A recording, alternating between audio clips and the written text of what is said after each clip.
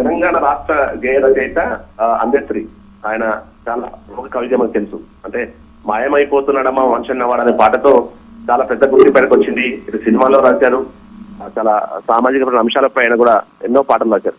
అందులో ముఖ్యంగా తెలంగాణకు సంబంధించి తెలంగాణ రాష్ట్ర గేయాన్ని రచించినటువంటి వ్యక్తిగా అంబేద్కర్కి మంచి పేరుంది. ఇప్పుడు కొత్తగా ఏర్పడ్డ కాంగ్రెస్ ప్రభుత్వం కూడా ప్రత్యేకంగా మళ్ళీ ఆ గీతాన్ని కీరవాణి స్వరపరిచినటువంటి గీతాన్ని రాష్ట్ర అధికారిక గేయంగా విడుదల చేసిన సందర్భం మనం చూసాం. అలాంటి ఒక కవి ఈ రోజు ఆ కవిని తెలంగాణ కోల్పోయింది. అంటే మొత్తం తెలుగు ప్రజలు కోల్పోయారని చెప్పాను. ఎందుకంటే ఆయనకు 2 రాష్ట్రాల్లో కూడా మంచి అభిమానులు ఉన్నారు. ఒక సాహితీవేత్తగా అతనికి మంచి పేరుంది. అంటే తెల్లవారుజామున దాదాపు 3 గంటల ప్రాంతంలో ఇంట్లోనే ఆయన అస్వస్థకు గురయ్యారు. గురైన వెంటనే అతన్ని గుట్టవుటిన ఆసుపత్రి తరలించే లోపే ఆయన చనిపోయినట్టుగా తెలుస్తుంది. ప్రస్తుతం ఆయన పార్థివ దేహం అయితే గాంధీ ఆసుపత్రిలో ఉంది. ఇప్పుడే విషయం తెలుస్తున్నటువంటి ఒక్కొక్కరుగా అందరూ చేరుకుంటూ ఉన్నారు. ప్రగాఢ సానుభూతి వ్యక్తం అవుతుంది.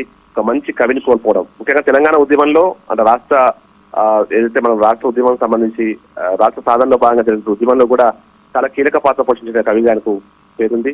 2 తెలుగు రాష్ట్రాలు కూడా మంచి సాహిత్యవేత్తగా అంటే ఒక నిరక్షరాస్యునిగా ఉంటూ ఒక అద్భుతమైన కవిగా ఆయనకు చాలా గొప్ప గేయాలు రాసినటువంటి అనుభవం ఉంది.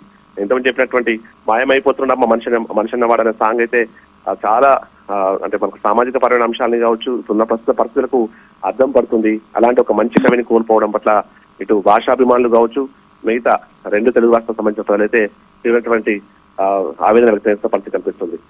ప్రస్తుతం డెడ్ బాడీ అయితే ఇంకా గాంధీ ఆసుపత్రిలో ఉంది. మరి కాస్త పట్ల నివాసం తరలించేందుకు ఏర్పాటు చేస్తున్నారు.